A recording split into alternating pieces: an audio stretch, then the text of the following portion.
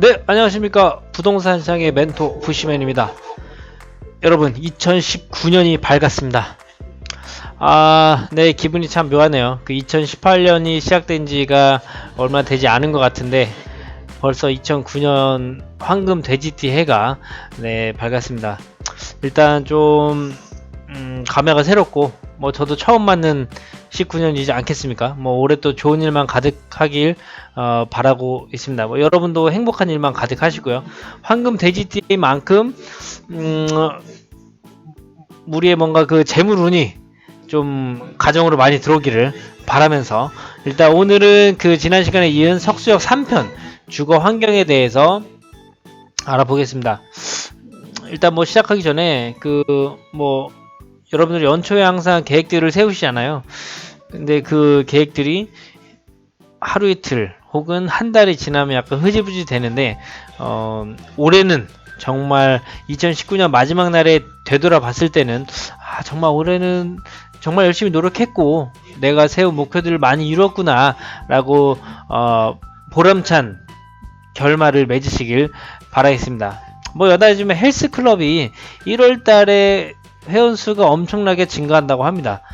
점점 안 나오시긴 하는데 아무쪼록 올해 연말에는 저희가 꼭 목표한 꿈들을 많이 이루기를 바라겠습니다.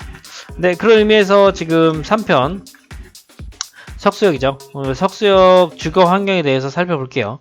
네, 지난 시간에 저희가 석수역의 교통 호재랑 개발 호재들을 봤는데 개발 호재들이 참 많고 그리고 교통 호재들 서울의 접근성이나 그 광명 혹은 판교 쪽으로 접근할 수 있는 그런 월판선, 신안산선 등의 수혜를 받는 지역이에요. 그래서 앞으로 좀 기대가 되는 지역이고 오늘은 이제 마지막으로 주거 환경은 어떨지 한번 살펴보도록 하겠습니다. 자, 그럼 2019년 힘차게 출발합니다. 일단 이쪽은 석수역 지도입니다. 석수역 지도로 봤을 때는 그렇게 크지가 않아요. 단지들이 크지가 않죠. 지금 석수역을 이렇게 도로로 기준으로 봤을 때 이쪽은 지금 주거단지가 아니고요. 이쪽은 지금 안양천이 흐르기 때문에 사실 석수역은 이만큼이 메인 주거지역이라고 생각하시면 돼요. 네. 그렇게 봤을 때 석수역은 제가 동과 서로 표현을 했습니다. 보통 어느 지역을 제가 동쪽과 서쪽으로 구분하진 않아요. 근데 석수역은 일단 이해를 돕기 위해서 구분을 했습니다. 왜 그러냐면 제가 석수역을 임장 가기 전에 이 지도를 딱 봤을 때 지도를 많이 보시는 분들이라면 대강 짐작을 해요. 이쪽이 어떤 분위기겠구나 라고 짐작을 할 수 있습니다. 그게 왜 그러냐면 지금 1호선 때문에 그렇습니다. 왜냐면 아시다시피 1호선은 지상철이에요. 지상철이라고 하는 것은 그 그러니까 도로를 철도가 점유하고 있다고 생각하시면 될 텐데 이쪽에 그 1호선이 이렇게 지나가다 보니까 이쪽 동쪽과 서쪽이 이 철길로 인해서 단절이 됩니다. 네. 그러니까 지하철이 아니에요. 지상철이기 때문에 그 단절이 되고 그렇게 되면 지금 서쪽에서 동쪽으로 혹은 동쪽에서 서쪽으로 넘어오는 게 그렇게 쉽진 않아요. 길 하나 건너면 된다든지 이런 식이 아니기 때문에 제가 동쪽과 서쪽을 구분해 놨고 이 지상철이 그 구역을 분리시켰기 때문에 동쪽에는 동쪽의 특성 그리고 서쪽에는 서쪽의 특성이 있을 거예요. 그렇게 좀 구분해서 알아보도록 하겠습니다. 네. 자, 다음은 이제 석수역 주변의 아파트들을 제가 좀 본 건데요. 자, 이렇게 보시면 아파트들의 그 입주 연도랑 세대수 그리고 평당가를 표기한 것입니다.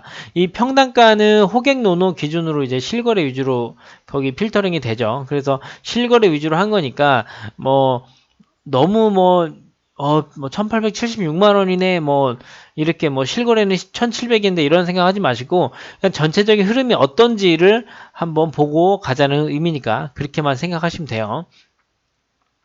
자, 봤을 때 일단 지금 아파트들을 딱 봤을 때 이쪽 석수역 근처에 있는 초역세권의 두산 위브와 석수 푸르지오 아파트가 아마 제일 비싸겠구나 라는 짐작은 하실 수 있을 거예요. 왜냐면 그 도보권으로 석수역 이용 가능하고 브랜드도 나쁘진 않고요. 푸르조 뭐 브랜드 좋죠. 그리고 아파트 세대수도 그렇게 적지 않습니다. 이쪽 742세대, 이제 542세대. 그래서 일단 아파트를 접근할 때는 좀 500세대 이상 정도에서 접근을 많이 하는 편이에요. 그게 사람들의 선호도도 있고 그 여러모로 혜택이 좀 있기 때문에 자 그렇게 봤을 때 지금 자 가장 비싼 아파트는 역시나 석수 두산 리브 아파트고 두 번째는 푸르지오 아파트예요. 자 그럼 3등이 어디냐? 3등이 어디냐를 봤을 때 이쪽 이제 너무 작은 세대는 일단 약간 배제를 하고 자 이쪽에 왼쪽에 서쪽 석수역 서쪽에 LG빌리지라고 있는데 이쪽 LG빌리지가 2001년도에 지난 18년 된 아파트죠. 근데 세대수가 1872세대나 됩니다. 그리고 네, 1872세대예요. 그리고 반대쪽에 봤을 때 힐스테이트 석수가 15년 완공된 지 얼마 안 됐어요. 세대수는 굉장히 작은데 평당가가 1616만 원입니다. 즉 보면 이쪽이 3등, 이쪽이 4등. 근데 실제 지금 3등과 4등의 가격 차가 크게 나진 않아요. 이거를 어떻게 해석할 수 있냐면 일단 완공된 지 얼마 안 된 아파트의 수요는 항상 몰립니다. 항상 몰리는데 일단 세대수가 적은 약점이 있지만 일단 브랜드가 괜찮아요. 브랜드가 괜찮은데 이쪽 LG빌리지와 가격차가 크게 나지 않는다. 실제 네이버 지금 매물 기준으로 보면 사실 LG빌리지가 더 비쌉니다. 이쪽보다. 네. 왜 그러냐면 일단 여기를 임장 가보시면 알겠지만 이 대단지에 이쪽에 주거 환경이 괜찮아요. 일단 좀 동네도 조용하고 주거 환경이 괜찮고 그리고 여기 아파트 층수가 5층이었던 걸로 기억합니다. 네. 그러니까 저층이에요, 저층. 저층 아파트는 나중에 뭐가 좋다? 재건축하기가 좋다. 사업성이 좋기 때문에 건설사들이 재건축을 쉽게 할 수 있고 또 조합원 수가 적기 때문에 재건축 추진이 좀 빠를 수가 있어요. 그런 여러모로 장기적인 것까지 생각하면 이쪽 LG빌리지가 주거적으로나 뭐 먼 훗날 재건축에 대해서도 더 수혜를 받을 수 있는 지역이다라고 생각을 하시면 됩니다. 자, 그럼 좀 더 면밀히 들어가 보면 자, 동석수예요, 동석수. 동석수는 제가 지금 이 석수역을 기준으로 요쪽을 즉 사실 요만큼이죠. 요만큼을 얘기를 하고 있는 거죠. 요만큼을 봤을 때 자, 이게 뭡니까? 저희 저번에 배웠죠. 철제상가 이전이에요. 철제상가 이전. 철제상가 이전은 그 화성시로 이전을 하고 주상복합하고 상가 등이 들어오고 그리고 보상이 2019년 12월에 완료 예정이다. 계획이다라고 하는 게 맞겠죠. 계획하고 이쪽을 재건축 지역을 이렇게 나눠가지고 여기 뭐 여기 해서 다시 개발한다. 라고 지금 계획이 돼 있죠. 그리고 이쪽은 이제 도로변의 철제상가 이전이죠. 여기도 현재 지금 용역 진행 중이고 2019년 12월에 완료 예정이다. 그리고 뭐라고 했죠 그때 그 주인이 사실 주인이 많지는 않아서 생각보다 잘 이루어지고 있다라고 했죠. 자 그렇게 보면 지금 이쪽 철제상가 이전에서 주상복합 상가 편의시설들이 들어오고 그리고 이쪽 도로변에 철제상가가 이전함으로써 또 근린생활시설이 쭉 나온다고 하면 어느 쪽이 수혜를 받습니까? 예, 이쪽 동석수가 수혜를 많이 받는 지역이에요. 그래서 이쪽이 지금 예상대로 개발이 되면 이쪽 뭐 푸르지오 뭐 요런 이제 거주민들은 여기 바로 주상복합과 상가 그리고 이 대로변의 수많은 근린 상가들을 이용하기가 정말 편해집니다. 즉 수혜가 큰 지역이에요. 그래서 장기적으로는 괜찮은데 이쪽 동쪽의 약점이 좀 큰 약점이 사실 하나 있어요. 학교가 없습니다. 네, 학교가 없어요. 이쪽 지금 동쪽에 이 거주민들이 학교가 없어요. 그래서 학교는 사실 제 서석수 쪽을 보면서 얘기할 텐데 초등학교, 중학교가 이쪽 서쪽에만 있습니다. 그리고 이게 철길이 동과 서를 구분해 놨어요. 그러면 여기 있는 학생들은 이쪽으로 넘어가기 위해서 길이 육교, 지하차도 이 두 개밖에 없습니다. 그게 사실 좀 약점이에요. 좀 아쉬운 부분이고 제 개인적인 생각으로 이쪽에 지금 이쪽 철제상가가 이전하고 주상복합이 들어온다고 하면 이쪽에도 결국 인구수가 많이 늘어나는 거예요. 늘어나면 학교를 어떻게든 끼워 넣어야 됩니다. 네. 뭐 도로변 학교는 안 들어가겠죠. 뭐 요런 데나 학교를 넣어야 돼요. 이런 경우들이 간혹 있어요. 지방에서도 좀 봤는데 입주민들이 어떤 이제 미니 신도시 혹은 이런 이제 소규모 개발을 할 때 이쪽에 지금 학교가 너무 먼 거야. 학교가 이쪽으로 건너다니기 너무 머니까 교육청과 그 시청에 민원을 넣어서 학교를 끼워 넣었습니다. 네. 뭐 그 주민들이 정말 똘똘 뭉쳐서 학교를 끼워 넣었어요. 뭐 그런 사례가 있으니까 이쪽 지금 석수 주민들도 똘똘 뭉쳐서 뭐 푸시는 해봐야 돼요. 네. 제 개인적인 생각은 그래요. 만약에 가능하다면 학교를 이쪽에 어떻게든 뭐 민원을 넣고 교육청에 좀 조사를 나오게 해서 이쪽에 이제 학교가 굉장히 필요하다라는 걸 피력해서 반영이 되면 좋겠지만 뭐 물론 쉬운 실은 아니에요. 제가 뭐 이런 사례들을 들었지만 굉장히 어려운 과정을 거친 걸로 알고 있어요. 그렇긴 하지만 이쪽 주민들 입장에서는 충분히 한번 도전해 볼 만한 가치가 있는 사항이라고 생각합니다. 그래서 동쪽은 지금 나중에 이제 개발 완료가 되면 수혜를 많이 입을 텐데 이제 학교가 없다는 게 약점이고요.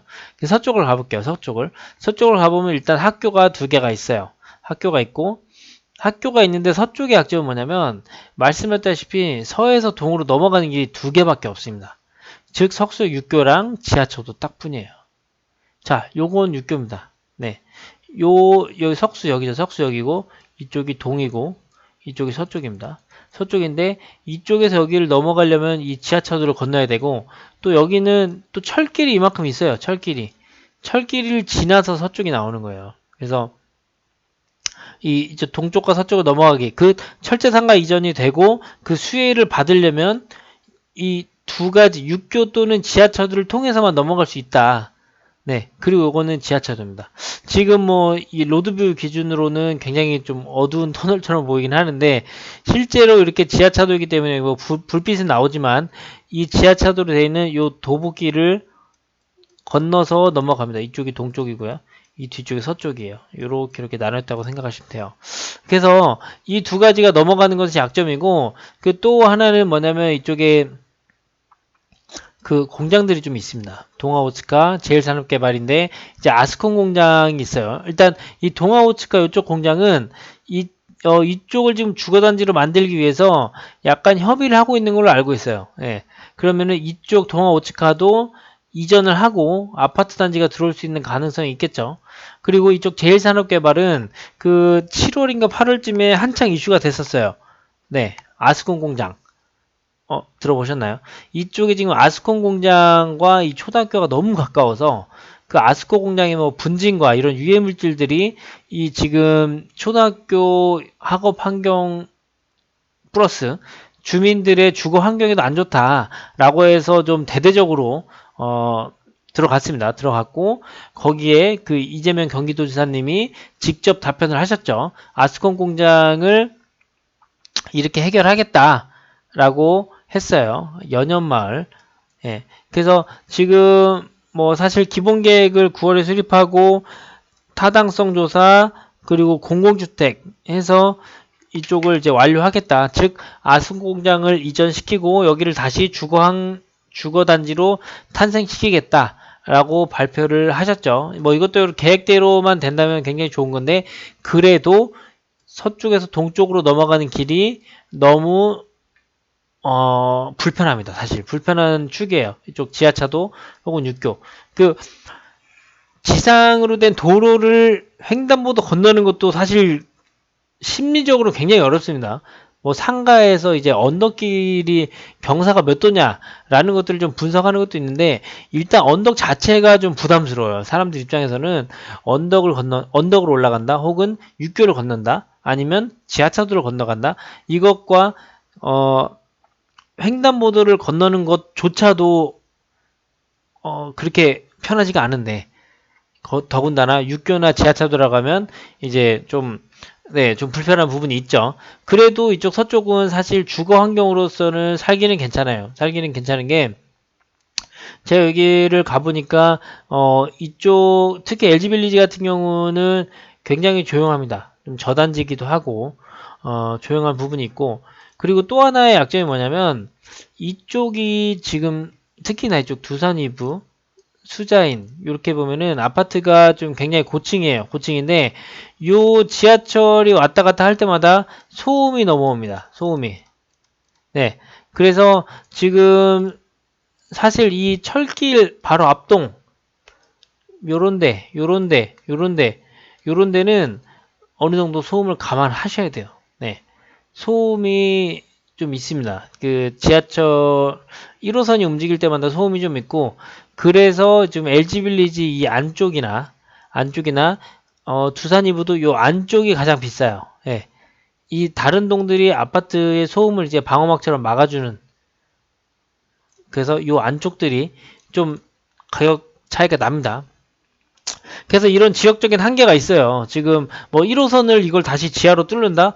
이거는 뭐 엄청난 대공사기 때문에 아마 쉽진 않아요. 쉽진 않고 일단 현재 있는 환경에서 이용하는 것을 최대한 생각을 해야 되는 것들입니다. 그 뭐 잠깐 이제 지도를 한번 살펴볼게요. 지도 살펴보면 자 석수역을 제가 들어가 보면 자 로드뷰를 한번 보시죠. 일단 푸르지오 입구에서 한번 볼게요. 아이고. 자 이쪽이 푸르지오죠. 푸르지오고 이쪽이 지금 석수역입니다. 석수역인데 짠 일로 돌아보면 자 이쪽에 두산 이뷰가 보이죠. 석수역 지나서 그렇게 되면 지금 여기 보이는 게 다 철제상가예요. 낮은 철제상가. 근데 이 철제상가가 이전하고 여기에 근린생활 건물들이 따다다다다닥 이렇게 들어온다고 생각을 해보세요. 아름답지 않습니까? 이 도로변에. 하지만 여기 동쪽조차도 근린생활 상가를 이용하려면 이쪽 육교를 건너야 된다. 네, 그런 것들이 약점이죠. 아이고, 네, 뭐 항공비로는 잘 안 보이네요. 네, 그래서 지금 이쪽이 도로고 지금 1호선이 이렇게 동가서를 갈랐어요. 갈랐고, 이쪽에 지금 LG 빌리지, 그리고 여기는 푸르지오 표기가 안 돼 있네요. 네, 표기, 뭐 좀 옛날 거구나. 2009년도 촬영했으니까. 네, 안 보이는 거고. 뭐, 아무튼. 그래서 이쪽 그 중앙철제상가는 근린상가가 쫙 들어갈 거고, 그럼 이쪽 도로변에서 보기에는 상가들이 쭉 있으니까 굉장히 아름답겠죠. 그리고 이쪽 철제상가도 이전을 하고, 주상복합과 상가 편의시설 들어오면, 이쪽 동쪽에 있는 분들은 이쪽을 상가 편의시설 이용하고, 중앙철제상가에 있는 그 상가들을 이용할 수 있을 거예요. 근데 이쪽 서쪽에 있으신 분들은 이 지금 1호선 철길이 막고 있기 때문에 이쪽을 넘어와서 이용을 해야 된다. 그래서 이쪽 육교랑 지하차도를 이용해야 된다. 그래서 지하차도 한번 보실게요. 지하차도를. 자.